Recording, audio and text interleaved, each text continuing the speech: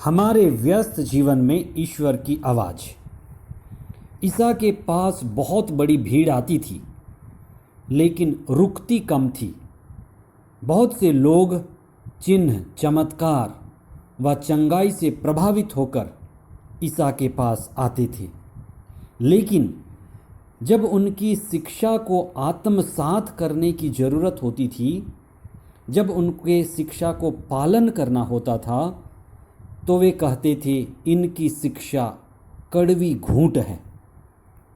21वां सामान्य रविवार 22 अगस्त 2021। पहला पाठ जोशुआ का ग्रंथ अध्याय 24 पद संख्याएं 1 से 2, 15 से 17 तथा 18।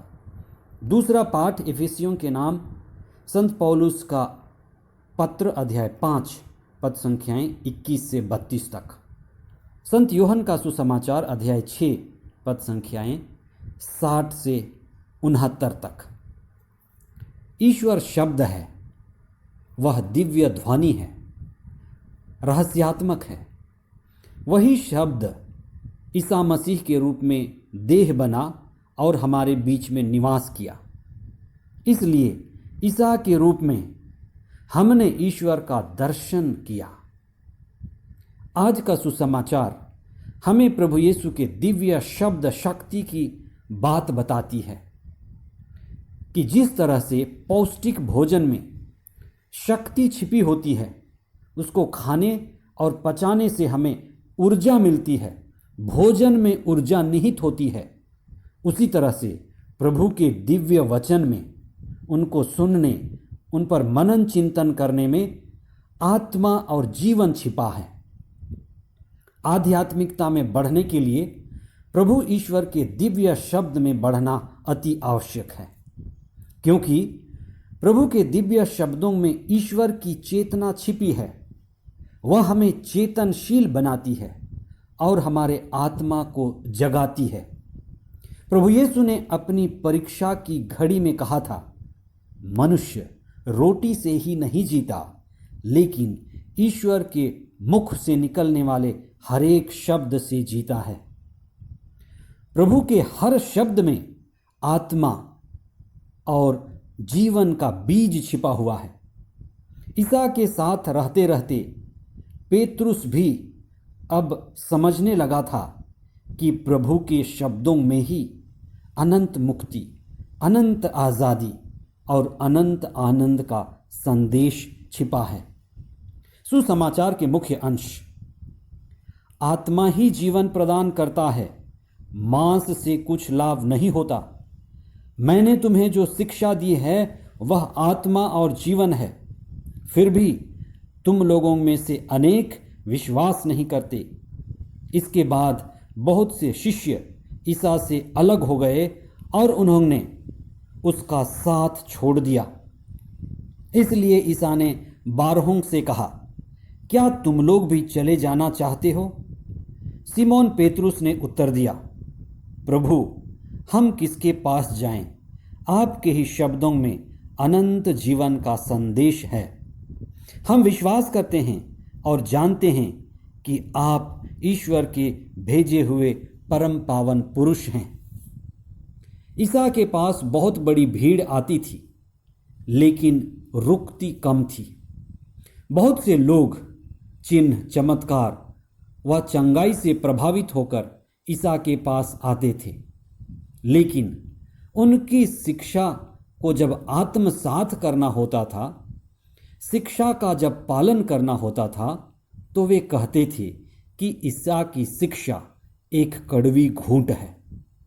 बहुत से लोग यीशु की शिक्षा सुनते थे, सुनने तक तो ठीक थे, लेकिन जब पालन की बारी आती थी तो वे यीशु की शिक्षा को कठिन शिक्षा और जटिल शिक्षा मानते थे। जो व्यक्ति पाप की दशा में जी रहा हो, जो अहंकारी हो, जिसके अंदर घमंड भरा है, जिसका आकर्षण इंद्रियों में, संसार में केंद्रित है और जिसके लिए ये ईसा की शिक्षा आसान नहीं लेकिन कड़वी घूंट मालूम पड़ती थी, आज भी ऐसे लोगों के लिए ईसा की शिक्षा कठिन मालूम पड़ेगी। दूसरों के पैर धोना, शत्रुओं को क्षमा देना, अत्याचारियों के लिए लगातार प्रार्थना करना, विनम्र बनना और ईश्वर की मर्जी पूरी करना कठिन और चुनौतीपूर्ण है। इसीलिए कुछ लोग ईसा की शिक्षा से बचना चाहते थे, भाग जाते थे। इब्रानियों के पत्र में कहा गया है, ईश्वर का वचन जीवंत, सशक्त और किसी भी दुधारी तलवार से तेज है। नबी मूसा ने अपने समय के लोगों को कहा, प्रभु के आदेश को बड़ी सावधानी से पालन करो। ये प्रभु के आदेश तुम्हारे लिए निरे शब्द नहीं, लेकिन इसमें तुम्हारा जीवन निर्भर है। पहले पाठ में जोशुआ ने लोगों को चुनाव करने को कहा, या तो ईश्वर को चुन लो जीवित को, या संसार को चुन लो मृत को। चुनाव तुम्हारा, जीवन तुम्हारा।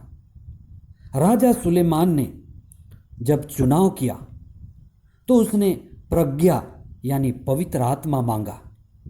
प्रभु के शब्द में ही पवित्र आत्मा और प्रज्ञा छिपा हुआ है। संत पौलुस तिमोथी से कहते हैं, पूरा धर्म ग्रंथ ईश्वर की प्रेरणा से लिखा गया है। यह धर्म ग्रंथ सदाचरण के लिए, सुधार के लिए और आध्यात्मिक जीवन में प्रगति के लिए अति उत्तम है। हमारा पारिवारिक जीवन ईश्वर का बड़ा वरदान है। संत पौलुस दूसरे पाठ में इफिसियों को सिखाते हैं कि जैसे प्रभु यीशु ने अपने समर्पण, अपने क्रूस बलिदान और शिष्यों के पैर धोकर अपनी विनम्रता से उन्हें सिखाया और पिता ईश्वर की मर्जी पूरी की, वही मनोभाव, आत्मत्याग का मनोभाव, सेवा का और प्रेम का मनोभाव हमारे परिवारों के लिए बहुत जरूरी है। आइए हम अपने परिवारों के लिए विशेष प्रार्थना करें, समुदायों के लिए, लोगों के लिए और पूरी मंडली के लिए। हे प्रभु यीशु, तेरा दिव्य वचन हमारे जीवन के पथ को सदा आलोकित करे। हमें चेतना और पवित्र आत्मा की प्रज्ञा प्रदान कर कि हम सदा सत्य और ईश्वर का ही चुनाव करें और पारिवारिक जीवन को प्रार्थना के द्वारा, ईश्वर में दृढ़ विश्वास के द्वारा, क्षमा देकर और सभी का सहयोग लेकर संचालित करें। हमें पवित्र आत्मा और पवित्र आत्मा की प्रज्ञा से भर दे। यह प्रार्थना हम करते हैं हमारे प्रभु ख्रिस्त के द्वारा, आमीन।